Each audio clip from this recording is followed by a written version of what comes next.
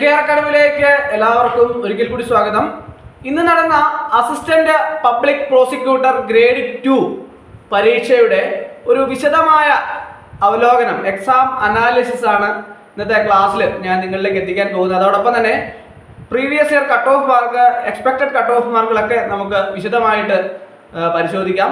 2566 പേരാണ് പരീക്ഷ എഴുതാൻ വേണ്ടിയിട്ട് കൺഫർമേഷൻ നൽകിയിരുന്നത്. എന്നാൽ 66-67% ഉദ്യോഗാർത്ഥികളാണ് ഹാജരായത് എന്നുള്ളതാണ് അറിയാൻ കഴിയുന്നത്. ഉദ്യോഗാർത്ഥികളെ സംബന്ധിച്ചിടത്തോളം പരീക്ഷയെ സംബന്ധിച്ചൊരു വിശദമായൊരു അവലോകനം നടത്തുകയാണെങ്കിൽ പരീക്ഷയുടെ നിലവാരം ക്രിമിനൽ നിയമങ്ങളും അതുപോലെ തന്നെ ബന്ധപ്പെട്ട പ്രധാന വിധികളിലും ആഴത്തിലുള്ള അറിവ് പരിശോധിക്കുന്ന ചോദ്യങ്ങളായിരുന്നു പ്രധാനം. ചോദ്യങ്ങൾ പൊതുവെ മോഡറേറ്റ് ടു ഹൈ ഡിഫിക്കൽട്ടി ലെവലായിരുന്നു എന്ന് വേണം പറയാനുള്ളത്. അതുപോലെ തന്നെ ചോദ്യങ്ങളുടെ സ്വഭാവം IPC, CRPC, പുതിയ ഭാരതീയ ന്യായ സംഹിത BNS, ഭാരതീയ നാഗരിക് സുരക്ഷാ സംഹിത BNSS, ഭാരതീയ സാക്ഷ്യ അധീനിയം BSA നിയമവകുപ്പുകളും അതായത് സെക്ഷൻസ് നേരിട്ട് ചോദിക്കുന്നതിനേക്കാൾ സിറ്റുവേഷൻ അടിസ്ഥാനമാക്കിയുള്ള പ്രോഗ്രാമാറ്റിക് ചോദ്യങ്ങൾ, കേസ് ലോകൾ, അതുപോലെ തന്നെ പ്രധാന തത്വങ്ങൾ എന്നിവയിൽ നിന്നാണ് കൂടുതൽ ചോദ്യങ്ങൾ വന്നത്.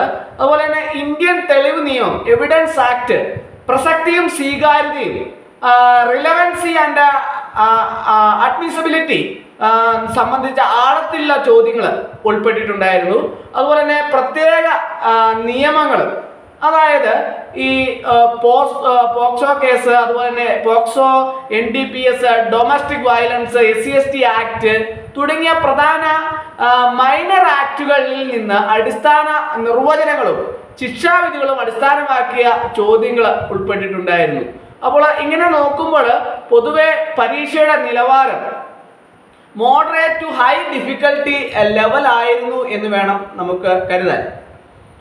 അതുപോലെ തന്നെ പരീക്ഷ എഴുതിയ ഉദ്യോഗാർത്ഥികൾക്ക് മാർക്ക് വളരെ എളുപ്പത്തിൽ നേടാൻ സാധിക്കാത്ത രീതിയിലുള്ള ചോദ്യങ്ങളായിരുന്നു പരീക്ഷയ്ക്ക് ഉണ്ടായിരുന്നത്. അതുപോലെ തന്നെ വളരെയധികം ബുദ്ധിമുട്ടുള്ള, പ്രയാസമുള്ള ചോദ്യങ്ങളായിരുന്നു എന്ന് പല ഉദ്യോഗാർത്ഥികളും അഭിപ്രായം രേഖപ്പെടുത്തി.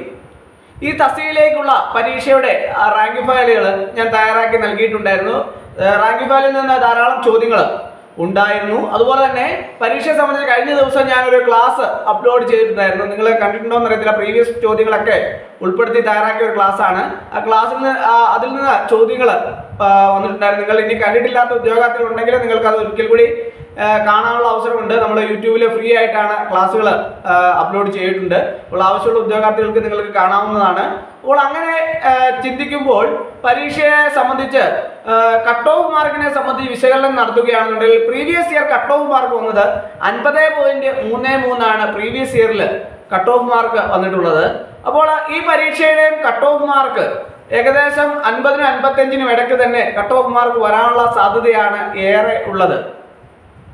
പൊതുവെ moderate to high difficulty level ആയിരുന്നതുകൊണ്ട് തന്നെ പരീക്ഷയെ സംബന്ധിച്ച് പൊതുവെയുള്ള ഉദ്യോഗാർത്ഥികളുടെയൊക്കെ അഭിപ്രായത്തിൽ വളരെ പ്രയാസമുള്ള പരീക്ഷയായിട്ടും ചോദ്യങ്ങളൊക്കെ തന്നെ നല്ല രീതിയിൽ നല്ല നിലവാരമുള്ള ചോദ്യങ്ങളായിരുന്നുകൊണ്ട് തന്നെ അധികം മാർക്ക് കരസ്ഥമാക്കാൻ വേണ്ടിയിട്ട് പല ഉദ്യോഗാർത്ഥികൾക്കും സാധിച്ചിട്ടില്ല.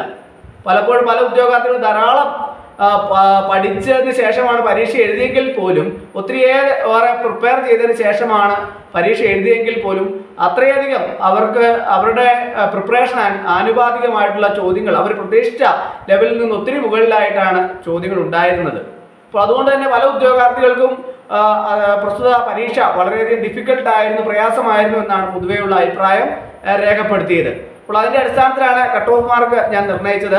ഇനി ഇതിൻ്റെ ഷോർട്ട് ലിസ്റ്റിനെ സംബന്ധിച്ച് ചർച്ച ചെയ്യുകയാണെന്നുണ്ടെങ്കിൽ ഷോർട്ട് ലിസ്റ്റ് ഏകദേശം മറ്റു തടസ്സങ്ങളൊന്നും ഉണ്ടായില്ല എങ്കിൽ 120 ദിവസത്തിനുള്ളിൽ ഷോർട്ട് ലിസ്റ്റ് പ്രസിദ്ധീകരിക്കാനുള്ള സാധ്യത ഏറെയാണ്. അതിനനുസരിച്ചുള്ള സർട്ടിഫിക്കറ്റ് അപ്ലോഡ് മെസ്സേജൊക്കെ ഷോർട്ട് ലിസ്റ്റ് വരാൻ സാധ്യതയുള്ളവരോട് മെസ്സേജുകളൊക്കെ വരുന്നതാണ്. അപ്പോൾ അതനുസരിച്ച് കൃത്യമായിട്ട് അവരുടെ കാര്യങ്ങൾ കൃത്യമായിട്ട് സർട്ടിഫിക്കറ്റുകളൊക്കെ അപ്ലോഡ് ചെയ്യാൻ വേണ്ടി എല്ലാവരും ശ്രദ്ധിക്കേണ്ടതാണ്. അപ്പോൾ ഇന്നത്തെ പരീക്ഷയെ സംബന്ധിച്ച് വിശദമായ ഒരു അവലോകനമാണ് ഞാൻ നിങ്ങളിലേക്ക് എത്തിച്ചത്. എല്ലാവർക്കും ഇന്നത്തെ ക്ലാസ് ഇഷ്ടമായെന്ന് വിചാരിക്കുന്നു. ഒരിക്കൽ കൂടി നന്ദി പറഞ്ഞു നിർത്തട്ടെ. നന്ദി, നമസ്കാരം.